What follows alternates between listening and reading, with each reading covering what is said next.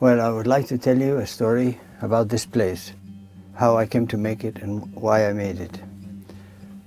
And this is a happy story. This place is, as you can see, it's a small cave, like a small hole in the rock. And it was originally sandy. It was very clear, pure sand. I don't know how it became so clear and with no rocks at all. And when I first came to live in this part of the mountain, I found that everywhere there was wind all through the winter, and so cold, and there was fog, and it was hard climate compared to down in the monastery. And I found this place was always calm. There was no wind here. So I used to come and sit down in here, sometimes even sleep here in the daytime when the sun was shining.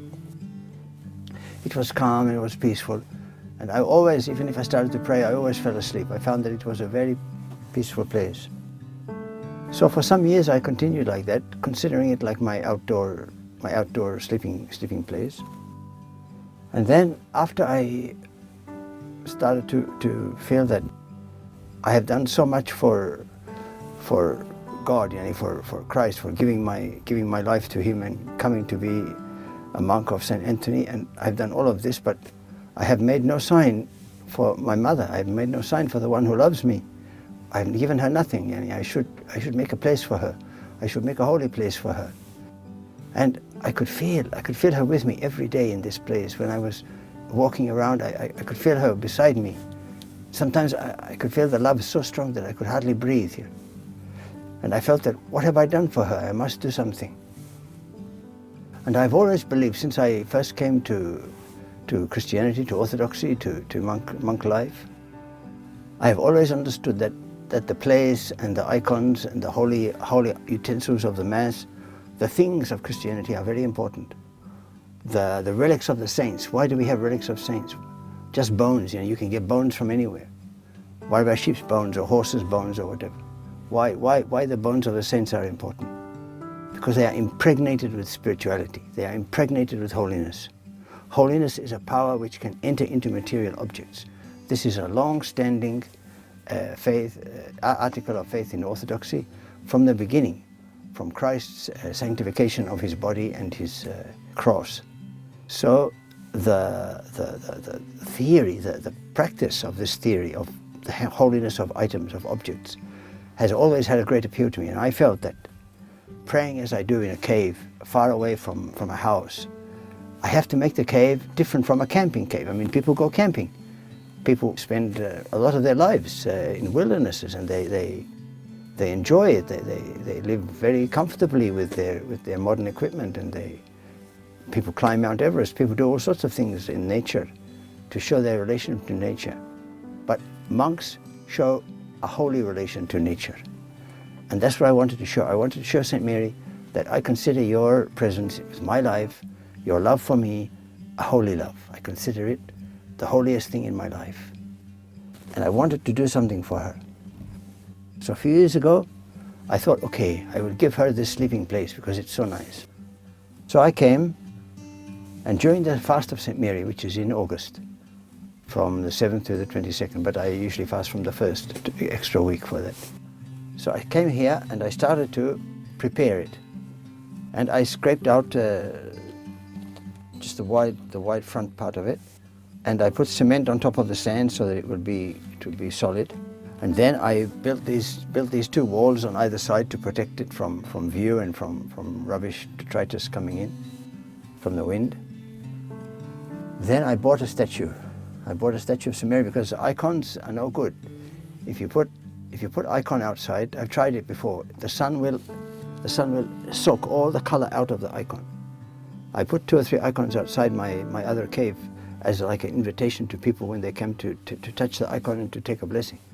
But after just one summer, the smaller icons were broken and the bigger ones lasted maybe 2 summers or 3. But the sun cracks the wood and it cracks the paper and the colors disappear. So I thought, well, I'll get a statue. So I asked a friend of mine in Cairo to take me around shops where I can buy a statue. And I found a few, but they didn't catch my heart. And then I found this one.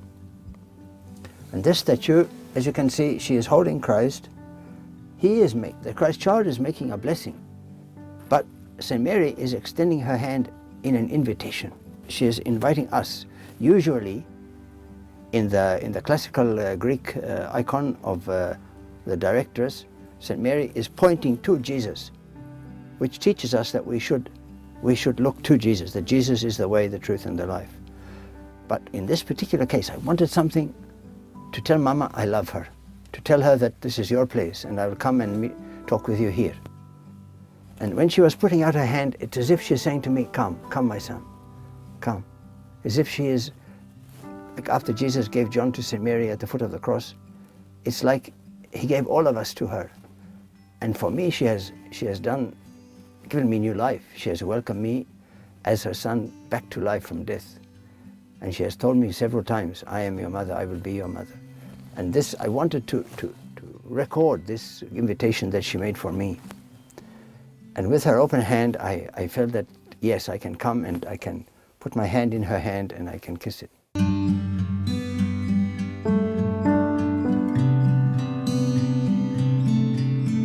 So I put the statue inside, I cemented it so that it stays firm in the ground.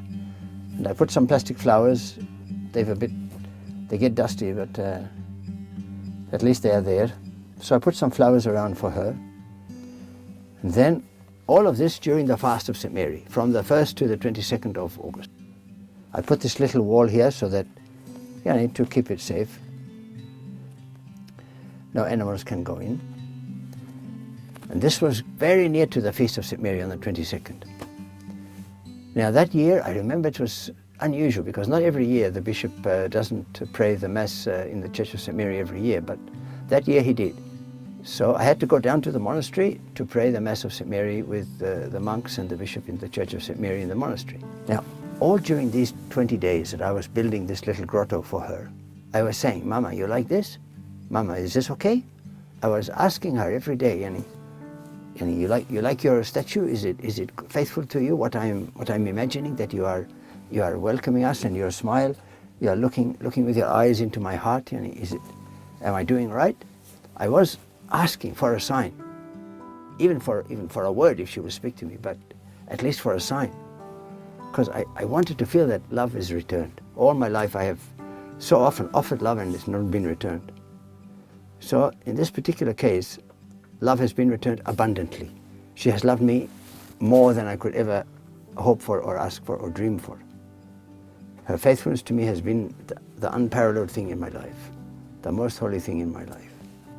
And I got no sign, nothing. No word, no sign, no feeling, no lifting up of my heart, as if she had left me. I was so sad. I went down to the monastery on the day of the Mass, and I was sure I had done something wrong. What I had done, what had I left undone? So after the Mass, I stayed a little while to eat and see some fathers, and then I thought, okay, I'll go back up. She doesn't like it, but I'll go there and see what I can do. Toward the evening of the day of her feast, I came here, and I sat down here. And the sun was setting in the west over here. Now, the sun sets at an oblique angle, so it cannot shine directly into here, but it can shine in onto this wall, onto this side wall. The sun can reach this side wall. So as I sat down here on that evening, I prayed to St. Mary. I prayed for her, Hail Mary, full of grace, the Lord is with thee. Blessed art thou among women, and blessed is the fruit of thy womb, Jesus. Holy Mary, Mother of God, pray for us sinners now and in the hour of our death. Amen. So I prayed the prayer several times, and I said to her, Mama, what did I do wrong? What did I leave undone? And as I started to pray this, I was choking. My voice was catching in my throat. And then I saw a shadow here, on this wall, next to her. Now, that doesn't make sense. You don't cast a shadow next to you. You cast a shadow before or behind, according to where the sun is. But I saw a direct shadow of her. Now, in this statue, her one hand is extended and the other hand is holding Jesus. But the shadow was as if both hands were down, as if she was standing with both her hands by her side. it was just like a silhouette when you see the black on the white paper.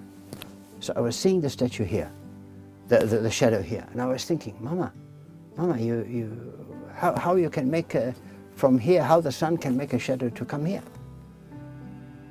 And then I realized that the shadow is made by someone standing between the wall and the sun. My heart started to beat. She must be standing there. So I was looking directly at the shadow, and I turned around.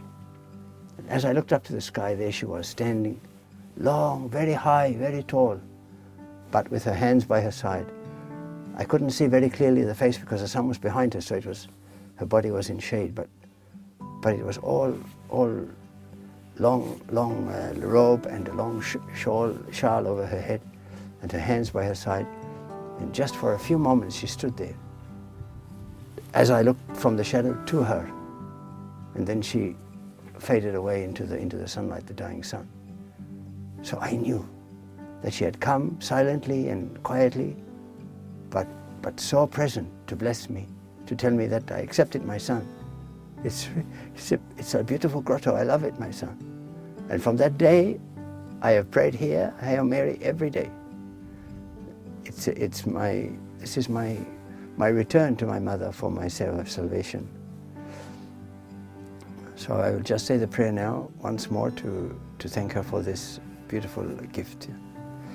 Hail Mary, full of grace, the Lord is with thee. Blessed art thou among women, and blessed is the fruit of thy womb, Jesus. Holy Mary, Mother of God, pray for us sinners now and the hour of our death. Amen.